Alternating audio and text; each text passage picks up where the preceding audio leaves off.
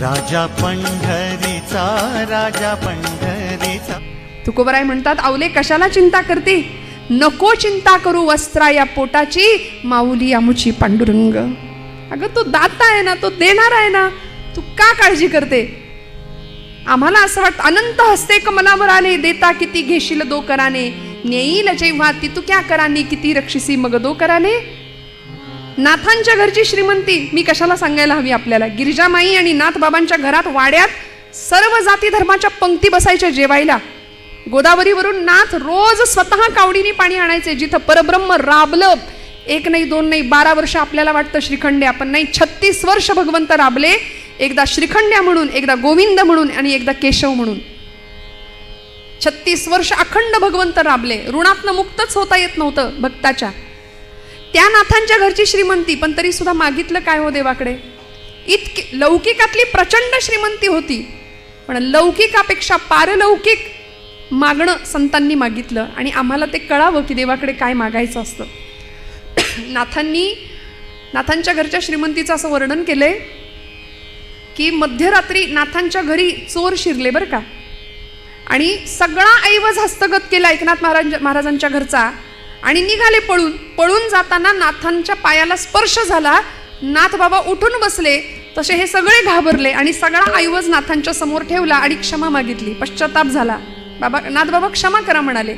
आणि ते राजयोगी संत होते, शांतीब्रह्म होते.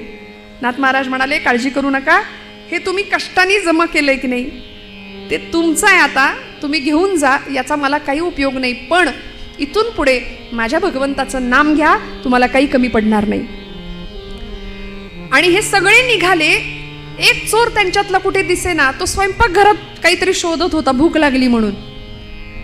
माऊली म्हणतो आपण संतांना. गिरिजामाईंनी ओळखलं भूक लागली, सगळ्यांनाच भूक लागली असेल, म्हणाले पदर खोचला मध्यरात्री 2-2:30 वाजता आणि म्हणाले आता स्वयंपाक रांधून वाढते, तुम्हाला सगळ्यांना बसा जेवायला. म्हणून चूल पेटवायला घेतली. सरपण बघायला लागले तर सरपण मिळेना, कारण पावसाचे दिवस भिजलं होतं, सगळी लाकडं भिजलेली. सरपण कसंच मिळवायचं, आता चूल पेटवायची कशी. म्हणून वर्णन आहे चरित्रात नाथांच्या. काय श्रीमंतीचं वर्णन कराल. नाथांचा चंदनी पलंग होता, तो मोडला नाथांनी. कडाकड पलंग मोडला, त्याची लाकडं बनवून त्याच्यावर स्वयंपाक रांधला, त्याच्यावर स्वयंपाक शिजवला. आणि जावयाच्या थाटात चोरांना सुद्धा जेव घालणारे शांतीब्रह्म एकनाथ महाराज होते. गिरिजामाई होत्या. आमच्याकडे एखादी चंदनाची वस्तू असेल तर आम्ही किती लोकांना दाखवत सुटतो, चंदनाचा आहे, चंदनाचा आहे. नाथांकडे पलंग चंदनाचा, तो मोडला, चुलीत घातला. एवढी प्रचंड श्रीमंती होती. मला सांगायचं एवढंच आहे की लौकिकातली श्रीमंती संतांकडे होती. समर्थ रामदास स्वामी म्हणतात, प्रपंची असावे सुवर्ण, परमार्थी पंचीकरण. प्रपंच फटका तुटका करणं हे संतांना सुद्धा मान्य नव्हतं.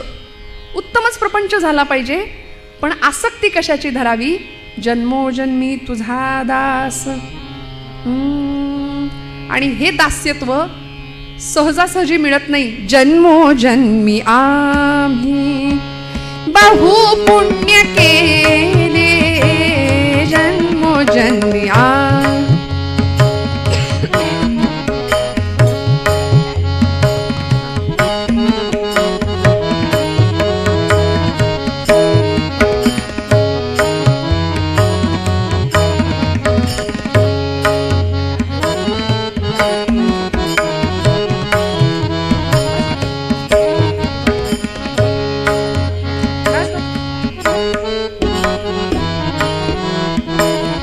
जन्मोजन्मी आम्ही, जन्मोजन्मी आम्ही बहु पुण्य केले, तेव्हा या विठ्ठले, तेव्हा या विठ्ठले कृपा केली. जन्मोजन्मी आम्ही, जन्मोजन्मी आम्ही, जन्मोजन्मी आम्ही. अनंत जन्मीचं पुण्य असावं लागेल. सहस्र जन्मा ओळगी जे एक वेळ मुखासी यावया, तेव्हा भगवंत प्रसन्न होतो, कृपा करतो. मी असं म्हणते आपल्या सगळ्यांचं सुद्धा भाग्य आहे, म्हणून आपली पावलं या मंदिराकडे वळली किंवा वळतात. जन्मोजन्मी आम्ही बहुपुण्य केले तेव्हा या विठ्ठले कृपा केली. तुकोबराय म्हणतात, आम्ही भाग्यवान आहोत देवा, मला खरं तर प्रपंचातलं लौकिकातलं काही नको, द्यायचंच असेल तर हेची व्हावी माझी आस, जन्मोजन्मी तुझा दास, पंढरीचा वार करी वारी चुकोने दी हरी. त्या पंढरपूर नावाच्या त्या जंबूद्वीपामाजी वसलेल्या त्या गावामध्ये तो तिथला मोकाशी पाटील त्याला म्हटलंय, अभंग आहेत संतांचे, पंढरीचे भूत मोठे आल्या गेल्या झडपी वाटे. तिथे जाणाऱ्या माणसांवरती तो झडप घालतो असं ते भूत आहे म्हणाले पंढरीचं. बर दिसायला सावळं आहे, काळ्या आहे ते परब्रह्म, ज्याचा विकारांवर विजय आहे असा तो सावळा, 6 विकारांना ज्यांनी आत वळवलंय असा तो पांडुरंग परमात्मा. काय वर्णन केलं? मृत्युलोकी एक नगरा त्याचे नाव पंढरपूर,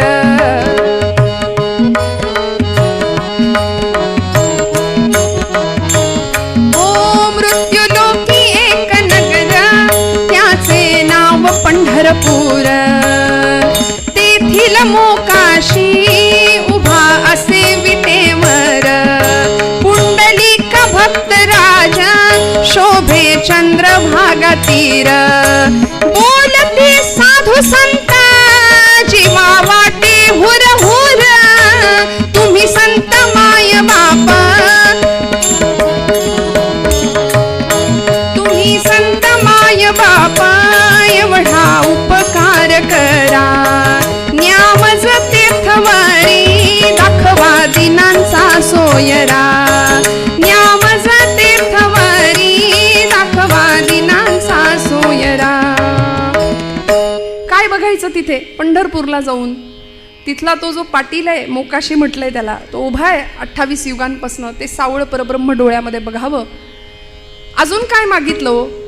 पंढरीचा वार करी वारी चुकोने दी हरी, संत संग सर्व काळ अखंड प्रेमाचा कल्लोळ. संतांचा संग मागितला.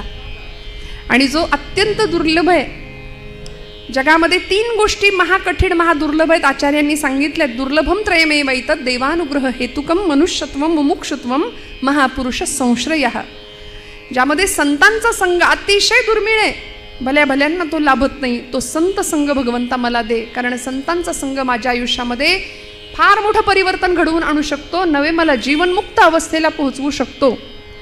काय करतात संत? संत आम्हाला निस्संग करतात, निर्मोही करतात, निश्चल करतात आणि जीवनमुक्त अवस्थेला नेऊन पोहोचवतात. संतांचा संग मानवी आयुष्यामध्ये किती हितकारक आहे. यासाठी तुकोबराय सुद्धा म्हणाले, ऐसी यांचा संग देई नारायणा ओलावा वचना जयांचिया. काय आहे लक्षणं संतांची हो? मी पटकन सांगून पुढे जाईन. प्रसिद्ध श्लोक आहे, गर्वन्नोद्वहते न निंदति परान् नो भाषते निष्ठुरम, उक्तं केनचिदः प्रियञ्च सहते क्रोधञ्च नालम्बते, श्रुत्वा काव्यमलक्षणं परकृतं संतिष्ठते मूकवत्, दोषाच्छादयते स्वयं न कुरुते एतत्सतां लक्षणं पंढरीनाथ. संतांची लक्षणं सांगितली. म्हणाले ज्यांचा संग करायचंय ती ओळखायची कशी माणसं? काहीतरी क्रायटेरिया असेल ना. गळ्यात माळ, रुद्राक्षांच्या माळा, भस्माचे पट्टे ओढले म्हणजे संत झाले का? नाही. संन्याशाचे सोंग संपादिता चांग, परिवैराग्याचे अंग आणिता नये असं म्हटलंय. वरवर बाह्यांगाला आम्ही बऱ्याचदा भूलतो, फसतो, पण खरं संतांचं अंतःकरण आम्हाला ओळखता यावं. समर्थ मनोबोधात म्हणतात, नव्हे चेटकी चाळकू द्रव्य भोंदू, नव्हे निंदकू मत्सरू भक्ती मंदू, नव्हे उन्मत्तू वेसनी संगबाधू, जगी ज्ञानिया तोची साधू अगाधू. कसा ओळखायचा संत साधू? गर्वन्नोद्वहते. पहिली गोष्ट, गर्व नाही. संतांकडे कधीच गर्व नाही. मला असं परवाच एक विधान व्हॉट्सॲपवर सांगायला काय हरकत आहे, वाचायला मिळालं. व्हॉट्सॲप नावाचं विद्यापीठ पण कधी कधी फार चांगलं असतं नाही का? कधी चांगले विचार ऐकायला वाचायला मिळतात. असं वाक्य आलं, म्हणाले काही माणसं लाखात एक असतात, काही माणसं लाखात एक असतात, काहींकडे लाखो असतात पण ती माणसात नसतात. त्यामुळे ऐहिक संपत्तीतच आम्ही इतके रमतो, संतांकडून काय घ्यायचो? किती कळवळ आहे जीवना परिस्थितीविषयीचा, समाजाविषयीचा. कुठल्याही परिस्थितीचा गर्व नाही. गर्वन्नोद्वहते न निंदती परान. दुसऱ्याची निंदा ज्याच्या चित्ताला सुद्धा शिवत नाही. आमच्या बाबतीमध्ये सकाळी उठल्यापासून रात्री झोपेपर्यंत आपण आपलंच आत्मपरीक्षण करावं की आमची वाणी अनेकांची निंदा करण्यामध्ये किती दूषित करतो. विटाळ होतो वाणीचा दुसऱ्याच्या निंदेनी. त्यामुळे हरिनाम प्रक्षाळी जिव्हेते असं म्हटलंय. मग हरिनाम काय करतं? जीभ धुवून काढायचं काम करतं. एकदा नाम घ्या, केलेली निंदा आणि त्या निंदेमुळे झालेलं पाप सगळं धुवून निघतं. हरिनाम प्रक्षाळी जिव्हेते. त्यामुळे संत कुणाची कधी निंदा नाही करत. गर्वन्नोद्वहते न निंदती परान नो भाषते निष्ठुरम. कधीच कठोर भाषा नाही. कसं बोलायचं? बोलू ऐसे बोल जेणे बोले विठ्ठल डोले. प्रेम सर्वांगाचे ठाई वाचे विठ्ठल रखुमाई. माझ्या बोलण्यानी दुसऱ्याच्या हृदयातला विठ्ठल डोललाच पाहिजे, असं बोलणं असलं पाहिजे. हे संतांकडून शिकावं. सहज बोलणे हित उपदेश करोनी सायास शिकविती. नो भाषते निष्ठुरम उक्तं केनचिद प्रियंच सहते क्रोधंच नालंबते. कुणीही कितीही वाईट येऊन समोर बोललं, शिव्या जरी दिल्या तरी संत प्रतिक्रिया देत नव्हते, कधीच नाही. क्रोधंच नालंबते. राग हा विकार संतांकडे नव्हता. खरं तर राग ही मानवी स्वभावाची वृत्ती आहे, पण त्या रागातून निर्माण झालेला क्रोध हा विकार आहे. त्यामुळे क्रोधाला स्थान नाही संतांच्या जीवनामध्ये. अजिबात राग नाही. सगळ्यांचं कल्याण व्हावं, सगळ्यांचं. म्हणून तर पसायदानाची इच्छा. विश्वाचे आर्त माझ्या मनी प्रकाशले अवघेची झाले देह ब्रह्म. ही अवस्था माऊलींची का होती? जगाने काय दिलं हो ज्ञानोबांना? वास्तविक आम्ही जर असतो किती राग आला असता? नाही. असं रस्त्याने जाणाऱ्या ज्ञानोबांच्या झोळीमध्ये कुणीतरी मुद्दाम पीठ घालावं आणि पीठ घातलेल्या झोळीत कुणीतरी मुद्दाम खडे टाकावेत. ती झोळी हिसकावून घ्यावी, खाली पीठ सांडावं, पिठात रेघोट्या माराव्यात, मातीत पीठ मिसळून जावं, धरता येऊ नये. प्रचंड हाल अपेष्टा यातना सहन केल्या. काय पाप केलं होतं हो असं? संन्यासाची पोरं म्हणून विटंबना झाली. प्रचंड हाल अपेष्टा आणि प्रचंड त्रास झाला. एका हरिपाठासाठी ज्ञानोबांचे 1000 वेळा पाय धरले ना तरी ते कमी ठरतील. एवढे उपकार आपल्यावर करून ठेवले. ज्ञानेश्वरी माऊली म्हटलं तरी आपले डोळे पाणावतात, अंतःकरण गलबलून निघतं. समाजाने इतकं दिलं, इतकी निंदा, इतकी अवहेलना, तरी सुद्धा क्रोधंचना लंबते. श्रुत्वा काव्यमलक्षणं परकृतं संतिष्ठते मूकवत. दोषांच्छादयति स्वयं न कुरुते एतत् सतां लक्षणं. प्रतिक्रिया देत नाहीत समाजाला. शांतपणे बसून राहावं, निर्जन ठिकाणी जावं. आज समाजामध्ये वावरणारे, स्वतःला स्वघोषित संत म्हणवणारे भरपूर मंडळी आपल्याला दिसत आहेत. मी गमतीने असं म्हणते, गळ्यामध्ये माळ असते, माळेला मणी 108 असतात. काहींकडे तेवढ्या खोड्या सुद्धा असतात. वर्तन तसं नाही. गळ्यात माळ असली की माळेबरोबर पथ्य आलं. गळा माळ शोभे आत्मरूप शांती. पथ्य आहे पहिलं. जेणे विठ्ठल मात्रा घ्यावी तेणे पथ्य सांभाळावी. गळ्यात माळ आली की आतमध्ये शांतता आली पाहिजे. भक्तिभाव दोन्ही धरू टाळ हाती. टिळा विरक्तीचा कपाळास न्यालो. आम्ही विठ्ठलाच्या भजनात न्हालो. असा भाव प्रत्येकाच्या अंतःकरणात निर्माण व्हावा, हे संतांकडून मिळावं. म्हणून संत संग सर्व काळ अखंड प्रेमाचा कल्लोळ. आणि मग चंद्रभागे स्नान तुका मागे हेची दान. चंद्रभागेचं स्नान मागितलं आणि अशी मागणी तुकोबाराय आजच्या अभंगात करतात. मग भगवंत अशा भक्तासाठी काय करतो? पंढरपूरला जरी नाही गेलं तरी सुद्धा भगवंत किती कृपा करू शकतो एखाद्या भक्तावरती की ज्याची एकच आस आहे, जन्मोजन्मी तुझा दास. त्या भक्तासाठी काय करतो उत्तर रंगामध्ये बघूया. पंढरपूरमध्ये सगळ्या संतांची मांदियाळी जमली आहे बरं. आषाढी एकादशीचा दिवस जवळ येऊन ठेपलाय. 15-20 दिवसांपासून अखंड चालणारे वारकरी, दिंड्या पताकांचा भार, सगळे वैष्णव नाचत नाचत नाचत भगवंताचं भजन करत करत करत पंढरीच्या दिशेने वाटचाल सुरू आहे. आणि पंढरपुरातला सोहळा, काय त्या पंढरीचं वर्णन करावं. नामदेव महाराज म्हणतात, आधी पंढरपूर आहे आणि मग वैकुंठ नगरी आहे. आणि पंढरपुरामध्ये असं आहे, आपल्या सगळ्यांना माहिती आहे, भगवंत आणि आईसाहेब रुक्मिणी माता एकत्र नाही, एका खोलीत, नाही का. पलीकडून आईसाहेबांनी हळूच पांडुरंग परमात्म्याला, आपल्या पतिदेवांना विचारलं, का हो एवढा सगळा लाखोंचा समुदाय येतोय तुमच्याकडे, या सगळ्या पंढरपूरच्या या आषाढीच्या गर्दीमध्ये, या यात्रेमध्ये सगळे हौशे गौशे नवशे, नाही का, सगळे असतात. मग सगळ्यांना तुम्ही वैकुंठाला पोहोचवणार का? वैकुंठाची गती सगळ्यांना मिळणार का? केवढं ट्रॅफिक जाम होईल तिथे, किती गर्दी होईल, एवढी सगळी मंडळी तिथे वैकुंठात मावणार का, बसणार का, सगळ्यांना वैकुंठ प्राप्त होणार का? असं कोणी विचारलं? रुक्मिणी आईने विचारलं भगवंतांना. भगवंत हसले, म्हणाले, रुक्मिणी तुला कोणी सांगितलं पंढरपूरला आला म्हणजेच वैकुंठाला प्राप्त झाला किंवा तो त्यांनी मला प्राप्त केलं? असं नाही. मीच भगवद्गीतेत सांगितलं, यत करोशी यदश्नासी यज्जुहोसी ददासी यत यत तपस्यसी कौंतेय तत् कुरुष्व मदर्पणम. तू जे जे कर्म करशील ते मला अर्पण करण्याच्या भावनेने कर, मी तुझ्या जवळ आहे. ठाई चबै सोनी करा एक चित्त आवडी अनंत आळवावा. मी त्या भक्ताजवळ पोहोचतो. प्रत्येकालाच पंढरपूरला येता येतं असं नाही. शारीरिक आधिव्याधी आहेत, अडचणी आहेत. पण मग असा कोणी भक्त आहे का हो देवा, की जो पंढरपूरला कधीच येत नाही? आहे ना, म्हणाले. जायचं का आपण तिकडे? जाऊया ना, म्हणाल्या. आणि भगवंत म्हणाले, मी त्या भक्ताचं तुला दर्शन घडवतो रुक्मिणी, चल. फार लांब नाही जावं लागणार. पंढरपूरपासून जवळच असलेल्या एका गावामध्ये भगवंत आईसाहेबांना घेऊन आले आणि कानावर शब्द पडले, कांदा मुळा भाजी, कांदा मुळा भाजी, कांदा मुळा भाजी, कांदा मुळा भाजी, कांदा मुळा भाजी.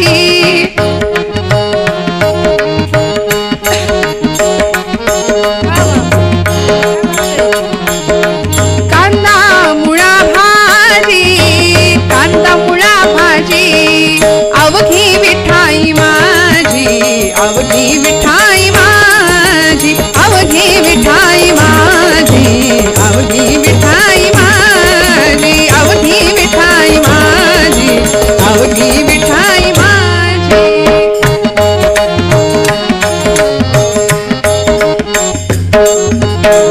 लसूण मिरची कोथिंबिरी, लसूण मिरची कोथिंबिरी, अवघा झाला माझा हरी, अवघा झाला माझा हरी. कांदा मुळा भाजी, कांदा मुळा भाजी, कांदा मुळा भाजी, कांदा मुळा भाजी, अवघी विठाई माझी, अवघी विठाई माझी, अवघी विठाई माझी, अवघी विठाई माझी, अवघी विठाई माझी, अवघी विठाई माझी. सावत्याने केला मळा, विठ्ठला पायी रोविला गळा. कांदा मुळा भाजी, कांदा मुळा भाजी. हा आवाज ऐकला, कुठे आले होते हो? पंढरपूर पासूनचं असलेलं गाव. आमच्या जुन्या कीर्तनकारांनी साकी वृत्तामध्ये वर्णन केलं. अरण गावचा भक्त सावता. गावाचं नाव अरण भेंडी, पंढरपुरापासून जवळ असलेलं गाव. आणि त्या गावचा सावता माळी नावाचा भगवंतांचा भक्त सावतोबा. जातीने माळी आहे. मी म्हटलं ना, भगवंतांनी प्रत्येक कुळात प्रत्येक जातीत जन्म घेतले, पण दुर्दैव आमचा, आम्ही संतांना जातीत वाटलं. संत वाटून घेतले, हे आमचे ते तुमचे. संतांना आम्ही जातीत वाटलं, आम्ही मातीत जाणार एवढं नक्की. काय सावतोबांचा अधिकार होता? अरण गावचा भक्त सावता, अरण गावचा भक्त सावता. माळी धन्य झाला हो माळी धन्य झाला जयाने वनमाळी मोहिला जयाने वनमाळी मोहिला हो क्या बात,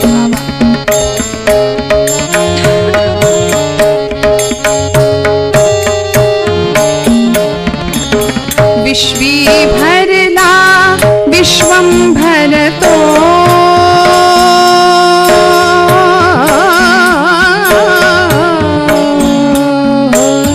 विश्वी भरला विश्वंभर तो विश्वी भरला विश्वंभर तो नाम विठोत्याचे तत्व हे हृदय वसे जाचे तत्व हे हृदय वसे जाचे अरणकावचा भक्त सावता माळी धन्य झाला जयाने वनमाळी मोहिला जयाने वनमाळी मोहिला जयाने वनमाळी मोहिला. या अरणगावचे भक्त सावतोबा पांडुरंगाचे निष्ठावंत भक्त आहेत. भगवंत आईसाहेब रुक्मिणी आईंना घेऊन आलेत, बांधावर उभे राहिले त्या मळ्याच्या आणि समोरचं दृश्य दाखवलं. ते बघतो डोईला फेटा बांधलाय, धोतर आहे, करवती काठी, अंगरखा घातलाय, शेतामध्ये काम करतोय, मळा राखणी करतोय, प्रत्येक रोपटं विठ्ठल समजून जगवतोय, विठ्ठल स्वरूपात बघतोय, प्रत्येक कार्यामध्ये तो मला पाहतो आणि हा माझा भक्त कधीच पंढरपूरला आला नाही ना तरी तो मला प्रिय आहे. रुक्मिणी आईंनी पाहावं आणि समोरचं दृश्य दिसलं. माध्यान्नीची वेळ, सावतोबांची पत्नी सावित्रीबाई डोक्यावर भोजन घेऊन पाठीमध्ये करवती काठी, त्या इरकली काठाचं लुगडं सोलापूर पद्धतीचं, सोलापूर साईडला मिळतात नाही का, तशा सुंदर ती खानदानी लुगडं असं नेसलेल्या त्या सावित्रीबाई, डोक्यावर पदर आहे, शालीनता, कपाळावर रुपया एवढं कुंकू. आता रुपयाचं अवमूल्यन झालं त्यामुळे कुंकू गेलं. आणि पूर्वीच्या महिला किंवा आपण वारीमध्ये सुद्धा अशा काही महिला पाहतो की अगदी रुपया एवढं कुंकू कपाळाला, असं सुंदर, फार अलंकार नाही हो, गळ्यामध्ये एकच सौभाग्याचा अलंकार आणि प्रचंड सुंदर असं ते रूप सावित्रीबाईंचं. आल्या, डोक्यावर जेवण होतं, भोजन होतं, ती पाटी भोजनाची खाली ठेवली आणि सावतोबांना सांगितलं, कारभारी ऊन बरीच डोक्यावर आले, ती बैलासनी मोकळं करा, त्यांना चारा पाणी घाला आणि बसा बरं जेवायला. काय आनंद असेल ना या जेवणाचा, कल्पना करा ना. म्हणजे मस्त आंब्याच्या हिरव्यागार सावलीखाली, कडाक्याच्या उन्हामध्ये त्या सावलीखाली गरम गरम भाकरी, ठेचा, झुणका. आता एकादशी दिवशी तुम्ही म्हणाल असं काही काही बोलता ताई, म्हणजे ऐकताना तर पाणी सुटतं तोंडाला, आम्हाला बोलताना सुद्धा पाणी सुटू नये म्हणजे झालं. काय त्या जेवणाची चव हो. हां, 5 स्टारमध्ये सुद्धा अशी चव मिळणार नाही. त्यात पत्नीच्या हातचं, तिने आग्रह करून वाढलेलं. भोजेषु माता, पत्नी सुद्धा जेवायला वाढते तेव्हा आई वाढते असं वाटलं पाहिजे बरं का, असं शास्त्रकारांचं म्हणणं आहे. वाटत नाही ते वेगळं. आणि सुंदर छान आग्रहाने सावित्रीबाई भोजन वाढतायत सावतोबांना. 2 जण जेवायला बसले. सावतोबांनी बैलांना मोकळं केलं, पाणी दिलं, चारा दिला, भोजनाला बसले. पहिला घास मुखात घातला आणि दोघांची चर्चा सुरू झाली, संवाद सुरू झाला. सावित्रीबाई विचारतायत, धनी कारभारी, बऱ्याच दिवसापासून तुम्हाला काही विचारीन म्हणते, आज अगदीच राहावे ना, विचारू का हो? विचार ना म्हणाले, काय मनात असेल ते विचार. तुम्ही पांडुरंगाचे भक्त आहात, गळ्यात तुळशीची माळ आहे, कपाळाला गोपीचंदनाचा टिळा आहे, पांडुरंग पांडुरंग पांडुरंग सतत नामस्मरण करता, पण कधी पंढरीला गेलेलं पाहिलं नाही मी, कधीच पंढरपूरला जात नाही. सावतोबा म्हणाले, हा प्रश्न आहे का तुझा? सांगतो म्हणाले, मी पंढरपूरला का जात नाही. सावतोबा प्रश्नाचं उत्तर देतात. उठले तिथनं, भोजन उरकलं आणि जिथं बैल होते ना त्या बैलांजवळ गेले. आपल्या पत्नीला सांगतायत, तुझ्या प्रश्नाचं उत्तर देतो, माझा पांडुरंग फक्त विटेवरच आहे असं वाटतं का ग तुला? नाही, माझा पांडुरंग सगळीकडे आहे. कुठे आहे सांगतो, आपल्या मळ्यात सुद्धा येतो. सांगू कसा आहे, कुठे आहे? बैलांच्या पाठीवर एक थाप मारली आणि सांगितलं, बैल विठ्ठल शेत विठ्ठल, माझे बैल विठ्ठल स्वरूपात आहेत. माझा सगळा मळा साक्षात विठ्ठल आहे. बैल विठ्ठल, शेत विठ्ठल, विश्व विठ्ठल गे. बैल विठ्ठल, शेत विठ्ठल, विश्व विठ्ठल गे. विठ्ठल वाणी मोठ काळी ती बी विठ्ठल गे. विठ्ठल वाणी मोठ काळी ती बी विठ्ठल गे. बैल विठ्ठल, शेत विठ्ठल, विश्व विठ्ठल गे. विठ्ठल वाणी मोठ काळी ती बी विठ्ठल गे.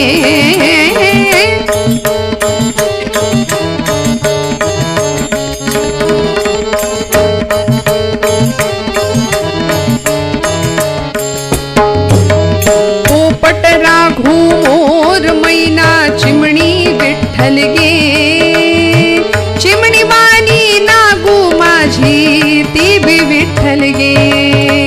वृक्ष विठ्ठल, वापी विठ्ठल, वेली विठ्ठल गे. वेली वाणी सखये माझी तू बी विठ्ठल गे. बैल विठ्ठल, शेत विठ्ठल, विश्व विठ्ठल गे. विठ्ठल वाणी मोठ काळी देवी विठ्ठल गे. विठ्ठल वाणी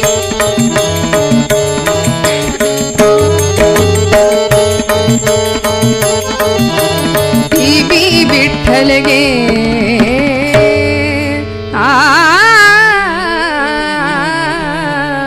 सगळं विठ्ठल स्वरूप आहे. सर्व चराचर सूर्य चंद्र गे. गमते विठ्ठल गे. विठ्ठलाचा दास सावत्या त्यो बी विठ्ठल गे. सगळं विठ्ठल. अगं तू एखाद्या वृक्षाच्या आधाराने जशी वाढणारी वेल असते तशी प्रपंचामध्ये माझ्यासोबत तू आहेस. तू सुद्धा विठ्ठल स्वरूप आहे. आपली नांगिता 8 वर्षाची ती सुद्धा विठ्ठल स्वरूप आहे. सगळ्या चराचरामध्ये एको देव हा सर्व भूतेषु गूढ हा सर्व व्यापी सर्व भूतांतरात्मा. हे उपनिषदांचं तत्वज्ञान सावतोबा सोप्या शब्दात आपल्या पत्नीला सांगतायत. सर्वभूती परमात्म तत्व आहे हे पत्नीला कळालं. आणि एवढं सांगत असताना तेवढ्यात त्यांच्या कमरेला अशी मिठी मारली मागून. 8 वर्षाची त्यांची नांगिता, नागू नावाची मुलगी धावत आली. म्हणाली, बाबा बाबा, आमच्या शेजारच्या मळ्यातल्या माझ्या सगळ्या मैत्रिणी आता आषाढीला पंढरपूरला चालल्यात. बाबा आपण पण जाऊया ना पंढरीला. आता पत्नीला सांगितलेलं तत्वज्ञान या मुलीला कसं कळणार. म्हणून तिच्या भाषेत सावतोबा सांगतात, नागू अगं वेडे, आपण पंढरपूरला जात नाही ग. बाबा का नाही जातो. आपण जात नाही कारण हा जो मळा आपण राखतो की नाही, हा मळा पांडुरंगाचा आहे. काय सुंदर शिकवावं. कुळी कन्या पुत्र होती जे सात्विक तयांचा हरिख वाटे देवा. काय संस्कार असावेत. आपण सगळं जमवतो, इतकं जमवतो, पण हे सगळं त्याचं आहे हे आपल्याला कधी कळणार. हा सगळा मळा पांडुरंगाचा आहे हे सावतोबा नागूला सांगतायत. आपण त्याचं कुळ म्हणून काम करतो. सावतोबांना नागू हुशार होती. ती म्हणाली, बाबा कुळ म्हणून काम करतो तर मग आपला मालक झाला तो. हो आपला मालक आहे तो, तसा तर तो जगाचा मालक आहे. मग येत नाही कधी खंडणी वसूल करायला. वाटा मागायला, हिस्सा मागायला आलं पाहिजे ना त्यांनी. आता प्रश्न पडला सावतोबांना. सावतोबा म्हणाले, नागू येईल बरं का, पांडुरंग येईल. तू बोलावलंस की तो येईल. सावतोबांच्या मुखातनं साक्षात परमात्मा बोलून गेला, तू बोलाव भगवंत येईल. त्या 8 वर्षाच्या लेकरांनी मनावर घेतलं बरं का. त्या 8 वर्षाच्या लेकरांनी तेवढंच मनावर घेतलं आणि ठरवलं पांडुरंग मळ्यात आला पाहिजे. पांडुरंग मळ्यात आला पाहिजे म्हणून पट पट पट पट परकर पोलक्यातली ती मुलगी परकराच्या ओच्यामध्ये पटापट भाजीच्या पेंड्या बनवून अशा घेतल्या आणि दिंड्या निघाल्या होत्या पंढरीच्या दिशेने. त्या दिंडीच्या एक दिंडी येताना दिसली. त्या दिंडीच्या समोर येऊन उभी राहिली आणि त्या दिंडीच्या मालकांना सांगू लागली, अहो पांडुरंग आमच्या मळ्याचा मालक आहे.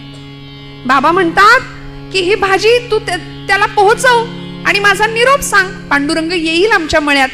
वारकरी दादा पंढरपूरला निघालात ना हो. ते म्हणाले, हो. मग माझं एक काम कराल, आमच्या मळ्यातली ही भाजी पांडुरंगाला द्याल का हो. सावतोबा सांगत होते, आपण जर पंढरपूरला गेलो तर लाखोंच्या संख्येने लोक इथं थांबतात.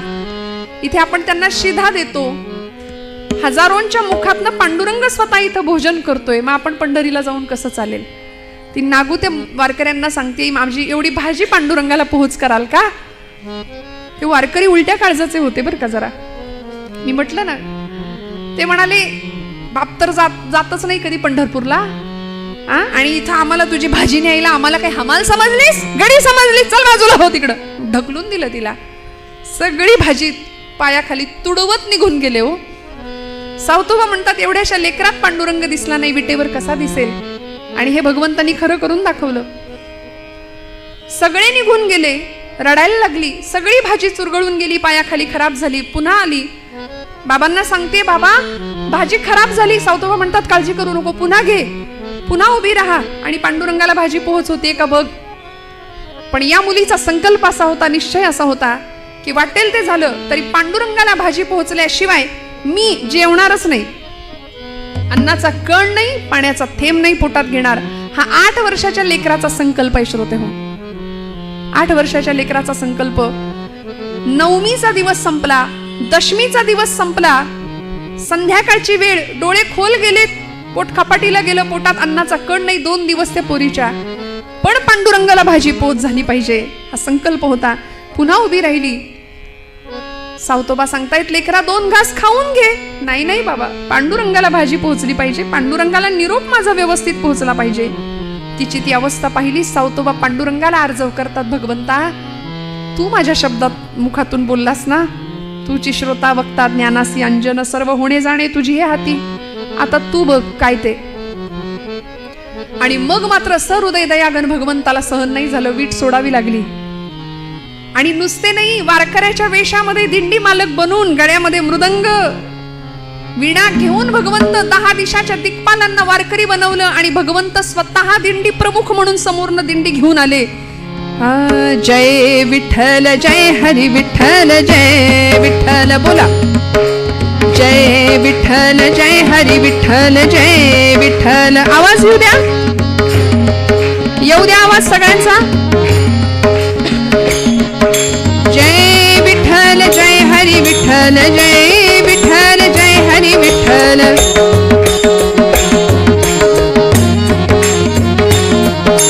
जय विठ्ठल जय हरी विठ्ठल जय विठ्ठल जय हरी विठ्ठल जय हरी. जय विठ्ठल जय हरी विठ्ठल जय विठ्ठल. चंद्रभागे तीरी करताल करी झाला वार करी.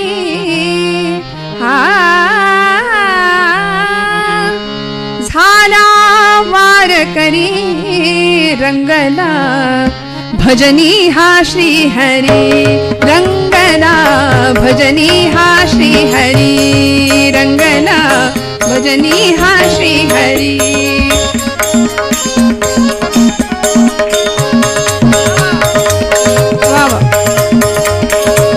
रंगना भजनी हा श्री हरी. जय विठ्ठल जय हरी विठ्ठल जय. भगवंत स्वतः काही दिशांच्या